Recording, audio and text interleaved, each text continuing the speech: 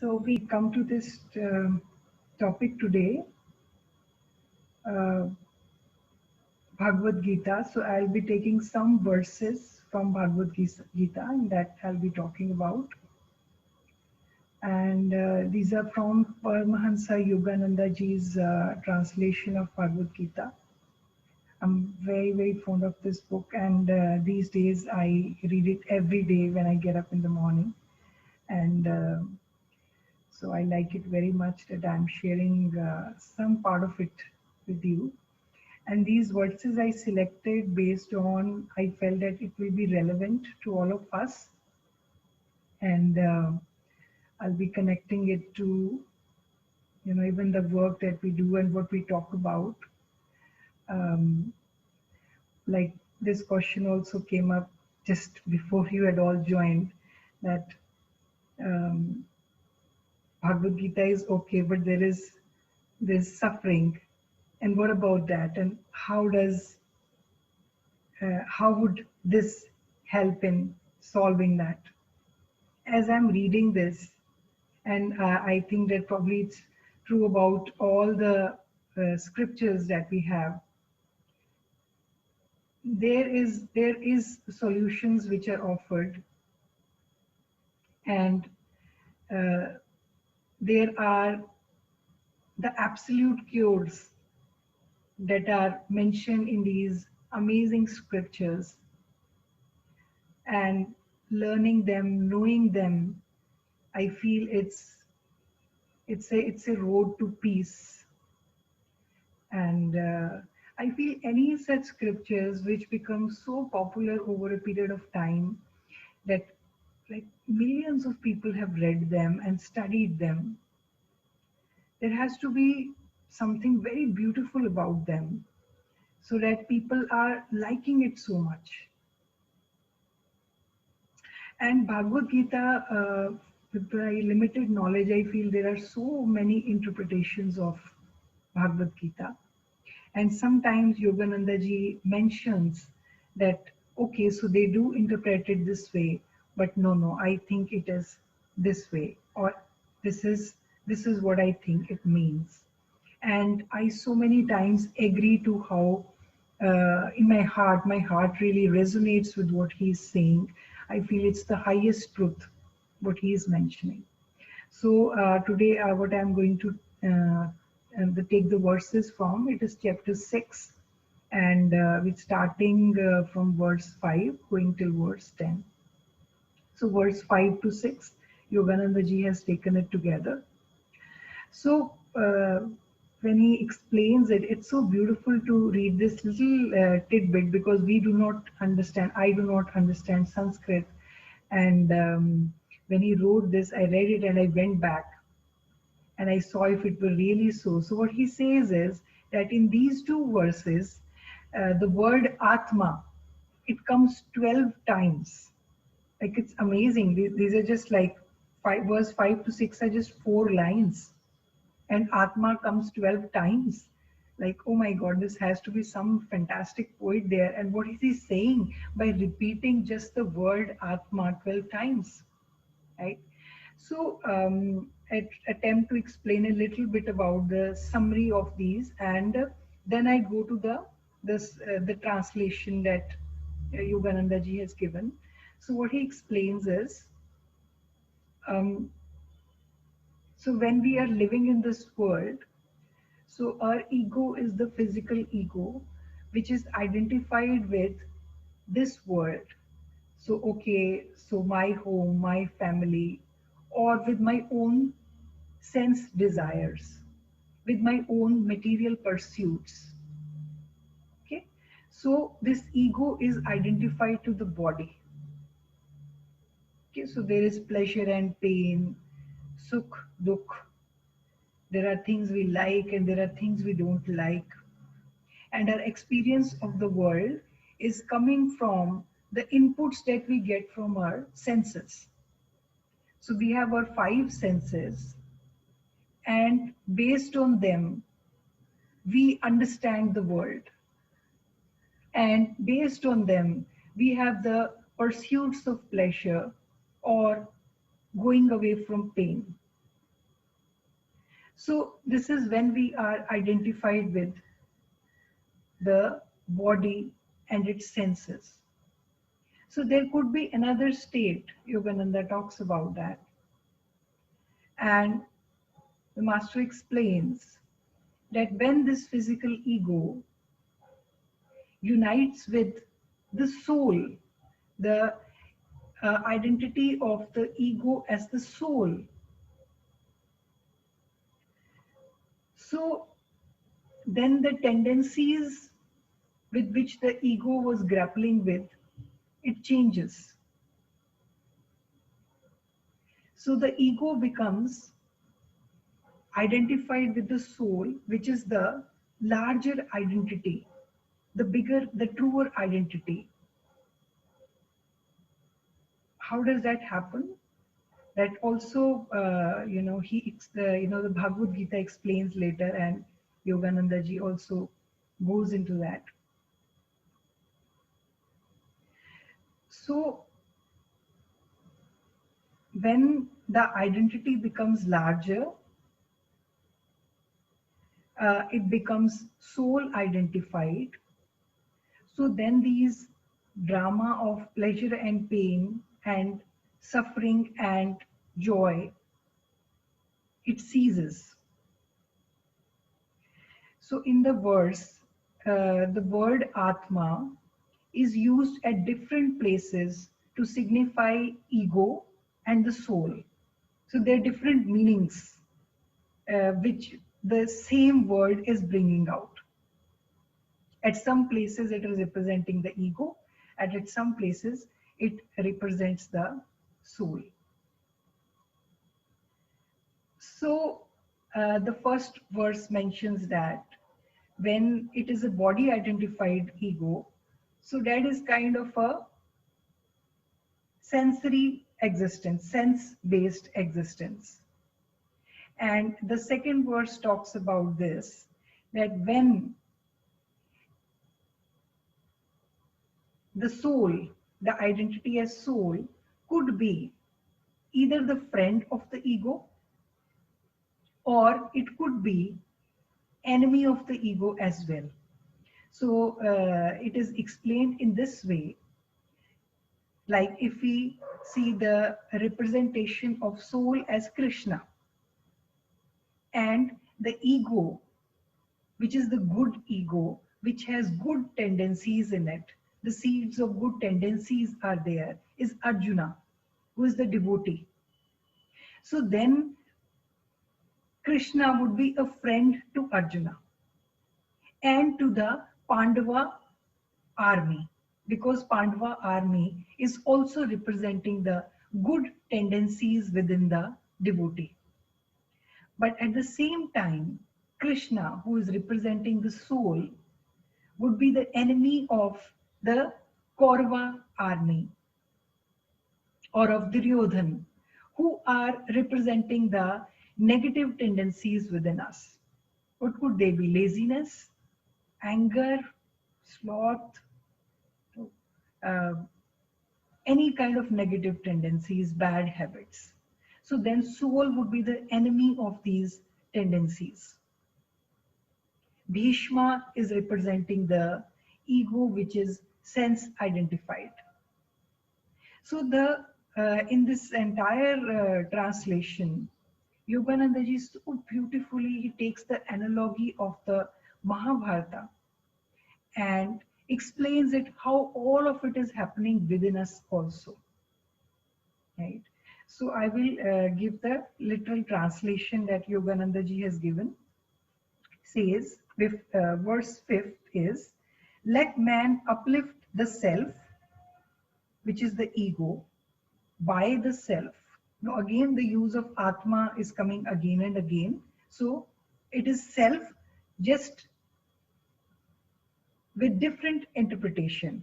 Uplift the self by the self would be the soul identified self, uplifting the body identified self.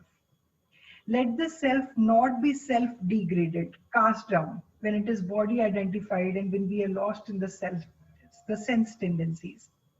Indeed, the self is its own friend and the self is its own enemy.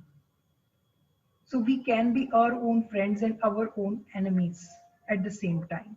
This is verse 5th. What is the verse 6th?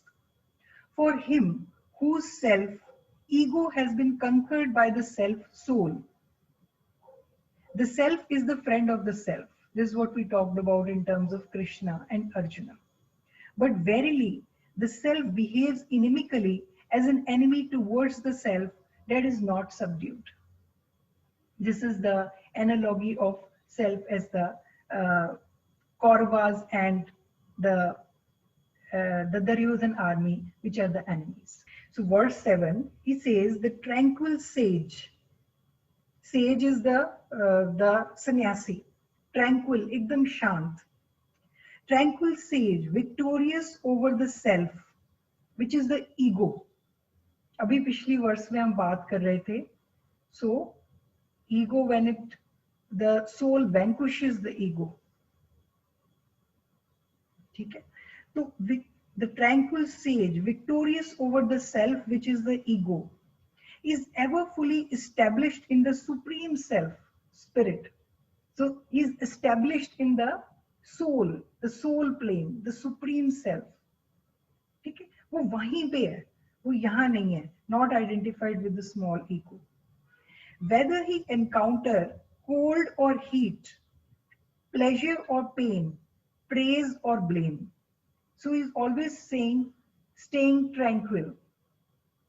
Okay, so like people like us, we would be very affected. If there is a pleasurable thing, we'd be very happy. If there is something which is painful, we would be very sad. Okay, but imagine a tranquil sage.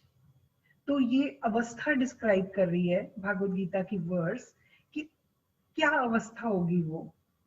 When a person is established in the soul plane, established in the greater spirit, तो हम इसको एक intellectually समझ सकते हैं कि उसकी अवस्था ऐसी होगी कि उसको फिर वो कुछ भी प्लेजर पेन, कुछ सुख दुख आ जाए, he would be tranquil. और हम इसमें जैसे हम पढ़ते हैं तो me being a Sikh, I know more about the stories of the Sikh gurus. और हम पढ़ते हैं तो हम पढ़ते हैं कि जो इतनी यातनाएं भी सहनी पड़ी सिख गुरुज को, and they were always smiling. तो उनकी अवस्था ऐसी होगी कि we are there established in the greater spirit, and so everything it becomes same to them. So that is the verse 7. Then we come to verse 8. So इसका heading दिया है योगानंद जी ने, how the sage of self realisation views the world. उनको दुनिया किस तरह की दिखती है. अब एक इंसान है जो कि ग्रेटर स्पिरिट में he is station there, how is he looking at the world. So Bhagavad Gita की वर्स 8 उसको डिस्क्राइब करती है. Meaning is that yogi who is gladly absorbed in truth and self realization is said to be indissolubly united to spirit, unchangeable, conqueror of his senses. He looks with an equal eye on earth, stone and gold. तो जो material चीजें हैं वो सब same हो जाती हैं उनके लिए. ऐसे भी अगेन कितने गुरुओं की हम स्टोरी सुनते हैं कि अगर उनको कोई इतनी रिचेस भी दे तो वो भी सेम चीज उनके लिए होगी कि अगर उनको कोई एक फ्लावर तोड़ के भी प्रेजेंट कर रहा है या कोई एक छोटी सी गिफ्ट दे रहा है तो वो सेम होगी. Again I am reminded of many stories of the Sikh gurus, and it would be true about anyone who is established in spirit, in the greater spirit, that these things in the material world will become same for that person, right? इसमें योगानंद जी आगे ये भी explain करते हैं कि one who is established in spirit is able to see that the difference between gold and stone is only this, that the particles are vibrating in a different way. उससे ज्यादा कोई फर्क है नहीं है उनमें. If the particles decided to vibrate in this way, they'd probably become, gold. If they vibrated in this way, they'd become stone or maybe a liquid. So because he can even see those vibrations, so for him, it is the same, right? So this was verse 8. Now we come to verse 9. And the translation is, he is a supreme yogi who regards with equal mindedness all men, patrons, friends, enemies, strangers, mediators, hateful beings, relatives, the virtuous and the ungodly. तो पिछली वर्ष में उन्होंने बताया कि material world को ऐसा योगी कैसे देखेगा, उसको कैसा दिखता है, और यहाँ पे उन्होंने बताया है कि वो इंसानों को कैसे परसीव करेगा। तो उसके लिए सब सेम हो जाएंगे, every man would be the same, लेकिन उसका मतलब ये नहीं होगा कि उसके एक्शंस जो होंगे वो कुछ ऐसे हो जाएंगे जहां में कुछ फर्क ही नहीं पड़ रहा है। तो एक्शंस जब अलाइंड होंगे तो somebody who is virtuous and who is doing rightly actions, ऐसा इंसान उनको जरूर सपोर्ट करेगा, because he would be concerned for the well-being of the entire world. And a person whose actions are evil, ऐसा इंसान वो जरूर उस इंसान को नहीं सपोर्ट करेगा या अपोज करेगा, because they are detrimental to the entire world. So देखने में, और अगर हम कहें कि अच्छा उनके एक्शंस में मतलब क्या है, इसका मतलब वो सेम नहीं है। जैसे अगर हम गुरु गोविंद सिंह जी की भी बात करें तो उन्होंने कितनी सारी वॉर्स, कितनी सारी बैटल्स लड़ी थी, and he did it for that purpose where he was protecting the people who were innocent and who could not protect themselves. So then, when he is established in spirit and he sees that there he needs to act in this way, it doesn't mean that he is not seeing them as same, but that action is required and it will be done that way. Yeah, I feel that's also a beautiful thing that Yogananda ji has added here. So verse 10 is about Krishna's advice for successful practice of yoga. I feel that's also very beautiful. So he says, free from ever-hoping desires and from cravings for possessions, with the heart, meaning waves of feeling, controlled by the soul, meaning by yoga concentration, retiring alone to a quiet place, the yogi should constantly try to unite with the soul. ठीक है, तो इसमें ये वही meditation का ही process वो बताते हैं कि एक उसमें वो कहते हैं कि हाँ आपको क्वाइट प्लेस में तो जरूर जाना चाहिए, क्योंकि otherwise we would be constantly distracted. तो योगानंदा जी just say in his explanation कि जो इंसान कंप्लीटली एस्टैब्लिश्ड है उस स्पेस में, उसको शायद नहीं फर्क पड़ेगा, and he can probably meditate and go into ecstasy anywhere. But for everybody else, it is essential in the beginning to have a quiet place to meditate in. And a continuous effort would be required so that he can unite with the soul. And that happens through the process of meditation. Yeah. So then he talks in this verse about the freedom from desires and craving for possessions. So it's always we are wanting the next thing and the next thing. So it says disconnection of mind from the outer sensory world. That is very much required. So a quiet place will help in that case. So again, we've spoken about that. So in sleep, again, we are withdrawing the current, the life current from the senses.